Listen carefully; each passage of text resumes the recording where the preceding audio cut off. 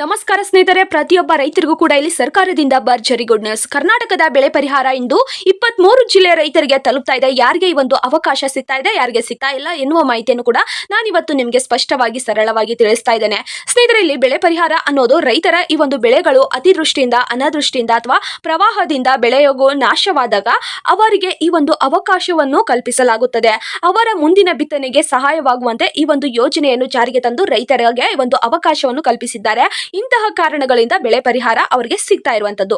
ನೇರವಾಗಿ ರೈತರ ಬ್ಯಾಂಕ್ ಖಾತೆಗೆ ಈ ಒಂದು ಬೆಳೆ ಪರಿಹಾರ ಹಣ ಸಿಗುತ್ತದೆ ಮತ್ತು ಯಾವುದೇ ಒಂದು ಮಧ್ಯವರ್ತಿ ಇರೋದಿಲ್ಲ.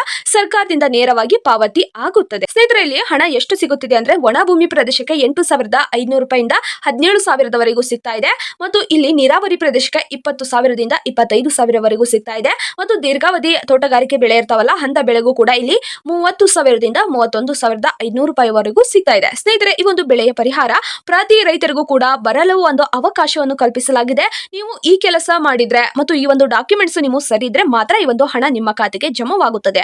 ನಿಮ್ಮ ಆಧಾರ್ ಕಾರ್ಡ್ ಅಪ್ಡೇಟ್ ಆಗಿರಬೇಕು, ಬ್ಯಾಂಕ್ ಖಾತೆಗೆ ಆಧಾರ್ ಕಾರ್ಡ್ ಲಿಂಕ್ ಇರಬೇಕು ಮತ್ತು ಅದು ಒಂದು ಬ್ಯಾಂಕ್ ಖಾತೆ ಕೂಡ ಅಪ್ಡೇಟ್ ಆಗಿರಬೇಕು ಅಂತ ಕೂಡ ತಿಳಿಸಲಾಗಿದೆ. ಮತ್ತು ನಿಮ್ಮ ಭೂಮಿಯ ದಾಖಲೆ, RTC, ಪಹಣಿ ಈ ಒಂದು ದಾಖಲೆಗಳು ಸರಿಯಾಗಿರಬೇಕು ಮತ್ತು ನಿಮ್ಮ ಫ್ರೂಟ್ಸ್ ID ಕೂಡ ಇರಬೇಕು ಅಂತ ಕೂಡ ತಿಳಿಸಲಾಗಿದೆ. ಯಾವ ಒಂದು ಬೆಳೆಗೆ ನೀವು ವಿಮೆ ಮಾಡಿಸಿದ್ದೀರಾ ಅಂತ ಕೂಡ ಖಚಿತವಾಗಿ ಸ್ಪಷ್ಟವಾಗಿ ನಿಮ್ಮಲ್ಲಿ ಇರಬೇಕು ಅಂತ ಕೂಡ ತಿಳಿಸಲಾಗಿದೆ. ಇದರಲ್ಲಿ ಯಾವುದಾದ್ರೂ ಒಂದು ಪೆಂಡಿಂಗ್ ಇದ್ರೆ ಈ ಒಂದು ಹಣ ನಿಮಗೆ ಬರೋದಿಲ್ಲ ಅಂತ ಕೂಡ ತಿಳಿಸಲಾಗಿದೆ.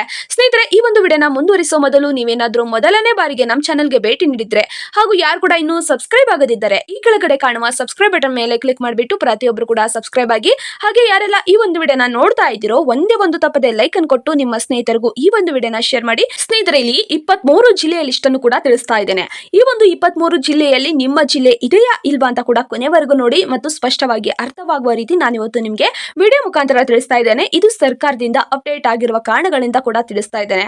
ಸ್ನೇಹಿತರೆ, ಇಲ್ಲಿ 23 ಜಿಲ್ಲೆಯ ಲಿಸ್ಟ್ ಯಾವುವು ಅಂತ ನೋಡೋದಾದ್ರೆ ಇಲ್ಲಿ 23 ಜಿಲ್ಲೆಯ ಲಿಸ್ಟ್ ಅನ್ನು ಕೂಡ ನೀಡಲಾಗಿದೆ. ಮೊದಲನೆಯದು ಬೀದರ್ ಜಿಲ್ಲೆ. ಹೌದು ಸ್ನೇಹಿತರೆ, ಬೀದರ್ ಜಿಲ್ಲೆಗೆ ಕೂಡ ಈ ಒಂದು ಬೆಳೆ ಹಾನಿ ಇಂದು ಸಿಗ್ತಾ ಇದೆ ಅಂತ ಕೂಡ ತಿಳಿಸಲಾಗಿದೆ. ಕಲಬುರಗಿ ಜಿಲ್ಲೆಗೆ ತೊಗರಿ ಮತ್ತು ಜೋಳ ಹಾನಿಯಾಗಿರುವ ಕಾರಣಗಳಿಂದ ರೈತರಿಗೆ ಹಣ ಜಮಾವಾಗ್ತಾ ಇದೆ ಅಂತ ಕೂಡ ತಿಳಿಸಲಾಗಿದೆ. ಯಾದಗಿರಿ ಜಿಲ್ಲೆ ನೋಡೋದಾದ್ರೆ ಮಳೆ ಜಾಸ್ತಿ ಆಗಿರುವ ಕಾರಣಗಳಿಂದ ಬೆಳೆಗಳು ಹಾನಿಯಾಗಿದ್ದಾವೆ ಅಂತ ಕೂಡ ತಿಳಿಸಲಾಗಿದೆ. ಆ ಒಂದು ಜಿಲ್ಲೆಗೂ ಕೂಡ ಬರ್ತಾ ಇದೆ. ಸ್ನೇಹಿತರೆ, ಇಲ್ಲಿ ವಿಜಯಪುರ ಜಿಲ್ಲೆಗೆ ದ್ರಾಕ್ಷಿ ಮತ್ತು ಜೋಳ ಹಾಳಾಗಿರುವ ಕಾರಣಗಳಿಂದ ಆ ಒಂದು ಜಿಲ್ಲೆಗೂ ಕೂಡ ಹಣ ಬರ್ತಾ ಇದೆ ಅಂತ ಕೂಡ ತಿಳಿಸಲಾಗಿದೆ. ಈ ವಿಜಯಪುರ ಜಿಲ್ಲೆ ಅಂದ್ರೆ ಬಹಳಷ್ಟು ರೈತರು ಕಮೆಂಟ್ ಬಾಕ್ಸ್ ಅಲ್ಲಿ ವಿಜಯಪುರ ಜಿಲ್ಲೆ ಮಾಹಿತಿಯನ್ನು ತಿಳಿಸಿದ್ರು. ನಮ್ಗೆ ಈ ಒಂದು ಹಣ ಬಂದಿಲ್ಲ, ವಿಜಯಪುರ ಜಿಲ್ಲೆ ಯಾಕೆ ಈ ಒಂದು ಹಣ ಸಿಗ್ತಾ ಇಲ್ಲ ಅಂತ ಕೂಡ ತಿಳಿಸಿದ್ರು. ಅವ್ರಿಗೂ ಕೂಡ ಇಂದು ಹಣ ಜಮಾವಾಗ್ತಾ ಇದೆ. ವಿಜಯಪುರ ಜಿಲ್ಲೆಗೆ ದ್ರಾಕ್ಷಿ ಮತ್ತು ಜೋಳ ಈ ಒಂದಿಷ್ಟು ಬೆಳೆಗಳು ಹಾನಿಯಾಗಿರುವ ಕಾರಣಗಳಿಂದ ಹಣ ಸಿಗ್ತಾ ಇದೆ. ವಿಜಯಪುರ ಜಿಲ್ಲೆದು ಬಹಳಷ್ಟು ಜನರು ಕಮೆಂಟ್ ಬಾಕ್ಸ್ ಅಲ್ಲಿ ತಿಳಿಸಿದ್ರಲ್ಲ, ನಿಮ್ಮ ಬೆಳೆಗಳು ಯಾವುವು ಅಂತ ಕೂಡ ಕಮೆಂಟ್ ಬಾಕ್ಸ್ ಅಲ್ಲಿ ತಿಳಿಸಿ ಅಂತ ಕೂಡ ನಾನು ತಿಳಿಸ್ತಾ ಇದ್ದೇನೆ. ಇಲ್ಲಿ ದ್ರಾಕ್ಷಿ ಮತ್ತು ಜೋಳಕ್ಕೆ ಹಣ ಸಿಗ್ತಾ ಇದೆ ಅಂತ ಕೂಡ ಸರ್ಕಾರದ ಮಾಹಿತಿ ಆಗಿದೆ. ಬಾಗಲಕೋಟೆ ಜಿಲ್ಲೆಗೆ ನೀರಾವರಿ ಬೆಳೆ ಹಾನಿಯಾಗಿದೆ ಅಂತ ಕೂಡ ತಿಳಿಸಲಾಗಿದೆ. ಬಹಳಷ್ಟು ಬೆಳೆಗಳು ಹಾನಿಯಾಗಿರುವ ಕಾರಣಗಳಿಂದ ಆ ಒಂದು ರೈತರಿಗೂ ಕೂಡ ಈ ಒಂದು ಅವಕಾಶ ಸಿಗ್ತಾ ಇದೆ. ಸ್ನೇಹಿತರೆ, ಇಲ್ಲಿ ಬೆಳಗಾವಿ ಜಿಲ್ಲೆ ಕಬ್ಬು ಮತ್ತು ಸೋಯಾಬೀನಕ್ಕೆ ಈ ಒಂದು ಅವಕಾಶ ಕಲ್ಪಿಸಲಾಗಿದೆ. ದಾವಣಗೆರೆ ಜಿಲ್ಲೆಗೂ ಕೂಡ ಈ ಒಂದು ಹಣ ಸಿಗ್ತಾ ಇದೆ. ಧಾರವಾಡ ಜಿಲ್ಲೆಗೆ ನೋಡೋದಾದ್ರೆ ಮೆಕ್ಕೆಜೋಳಕ್ಕೆ ಹಣ ಸಿಗ್ತಾ ಇರುವಂತದ್ದು ಮತ್ತು ಹಾವೇರಿ ಜಿಲ್ಲೆಗೂ ಕೂಡ ಭತ್ತ ಮತ್ತು ಮೆಕ್ಕೆಜೋಳಕ್ಕೆ ಹಣ ಸಿಗ್ತಾ ಇದೆ ಮತ್ತು ಗದಗ ಜಿಲ್ಲೆಗೆ ಜಾಸ್ತಿ ಬೆಳೆಗಳು ಹಾನಿಯಾಗಿದ್ದಾವೆ ಅಂತ ಕೂಡ ತಿಳಿಸಲಾಗಿದೆ.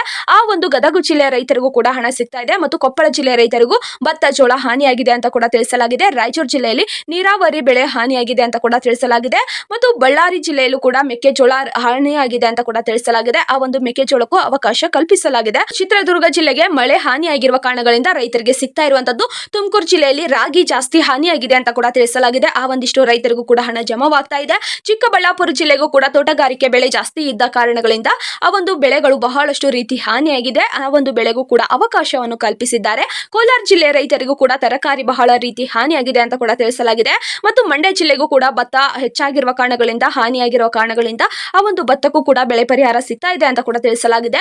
ಮೈಸೂರು ಜಿಲ್ಲೆಗೂ ಕೂಡ ಮಿಶ್ರ ಬೆಳೆಗೆ ಅವಕಾಶ ಕಲ್ಪಿಸಿದ್ದಾರೆ ಮತ್ತು ಚಾಮರಾಜನಗರ ಜಿಲ್ಲೆಗೂ ಕೂಡ ಮಳೆ ಬಹಳವಾಗಿ ಆಗಿರುವ ಕಾರಣಗಳಿಂದ ಆ ಒಂದು ರೈತರಿಗೆ ಈ ಒಂದು ಅವಕಾಶ ಸಿಕ್ಕಿದೆ ಮತ್ತು ಹಾಸನ ಜಿಲ್ಲೆಯಲ್ಲಿ ಕಾಫಿ ಮತ್ತು ಬೆಳೆ ಹಾನಿಯಾಗಿರುವ ಕಾರಣಗಳಿಂದ ಅವರಿಗೆ ಅವಕಾಶ ಕಲ್ಪಿಸಿದ್ದಾರೆ ಮತ್ತು ಶಿವಮೊಗ್ಗ ಜಿಲ್ಲೆಯಲ್ಲಿ ಅಡಕೆ ಭತ್ತ ಹಾಳಾಗಿದೆ ಅಂತ ಕೂಡ ತಿಳಿಸಲಾಗಿದೆ. ಅಡಕೆ ತೋಟಗಳು ಮತ್ತು ಭತ್ತಗಳು ಹಾನಿಯಾಗಿದ್ದಾವೆ.